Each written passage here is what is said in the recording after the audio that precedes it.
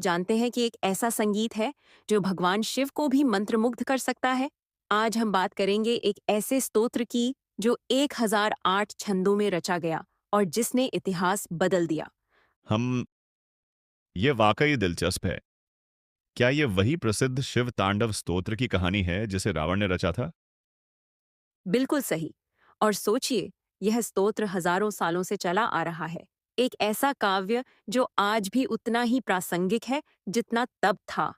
लेकिन यह भी सोचने वाली बात है कि रावण जैसा व्यक्ति इतना महान भक्त कैसे बन गया। मेरा मतलब है इतिहास में उसकी छवि तो कुछ और ही है। देखिए, यही तो इस कहानी की खूबसूरती है। दक्षिण से कैलाश तक की यात्रा, वो भी बिना किसी आधुनिक साधन के। और फिर वहां पहुंचकर तत्काल इतने सारे छंदों की रचना। और ये सब एक साधारण से ड्रम के साथ। क्या आप सोच सकती हैं कि वह संगीत कैसा रहा होगा?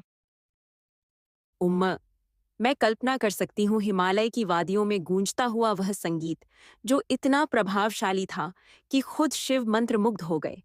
और जानते हैं, कहा जाता है कि जब रावण गा रहा था, परिवव के अरे ये पूरा वातावरण दिव्य ऊर्जा से भर गया था। वाकई में। और तब पार्वती जी की भूमिका भी बहुत महत्वपूर्ण थी। उन्होंने देखा कि कोई पर्वत पर चढ़ रहा है। हाँ, और यह बताता है कि कैसे भक्ति में डूबा व्यक्ति सब कुछ भूल जाता है। शिवजी तो इतने मग्न थे कि उन्हें आसपास की कोई सुध ही नहीं थी। तो क्या आप मानती हैं कि यह स्तोत्र आज भी उतना ही शक्तिशाली है? बिल्कुल। देखिए, स्तोत्र में कहा गया है कि जो भी इसे पढ़ता, याद करता या सुनता है, वह विशुद्ध हो जाता है। और आज भी लाखों लोग इसका पाठ करते हैं। और मैं समझता हूँ कि इसमें एक गहरा संदेश छिपा है कि भक्ति में कोई ऊंच नीच नहीं होती। सही कहा। और यही तो है इस कहानी का सार, कि सच्ची भक्ति सभी बाधाओं को पार कर जाती है।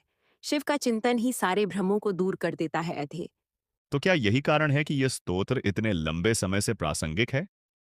हाँ, और इसमें एक और पहलू है कला का। देखिए कैसे संगीत और काव्य का मिश्रण एक ऐसी रचना बन गया जो काल से परे है। यह सिर्फ शब्द नहीं है, यह एक अनुभूति है। वेल, ये बात तो है। और आज के समय में जब हम इतने तनाव में रहते हैं, शायद ऐसी रचनाएं और भी महत्वपूर्ण हो जाती हैं। बिल्कुल। और इसीलिए तो कहा जाता है, हरे गुरौ सुभक्तिम गुरु में सच्ची भक्ति ही मोक्ष का मार्ग है। यह एक सरल मार्ग है, लेकिन इसके लिए समर्पण की जरूरत है। तो क्या यही है इस पूरी कहानी का सार? हाँ, ये कहानी हमें सिखाती है कि जब आप पूरी श्रद्धा और समर्पण के साथ कुछ करते हैं, तो वह अमर हो जाता है। और शायद यही कारण है कि आज भी शिव तांडव स्तोत्र इतना प्रभावशाली है। और साथ ही यह भी कि भक्ति का मार्ग सभी के लिए खुला है। बिल्कुल सही। तो दोस्तों, आज की इस चर्चा से हमने जाना कि कैसे एक भक्त का प्रेम और समर्पण एक ऐसी विरासत बन जाती है जो सदियों तक जीवित रहती है। नमस्कार।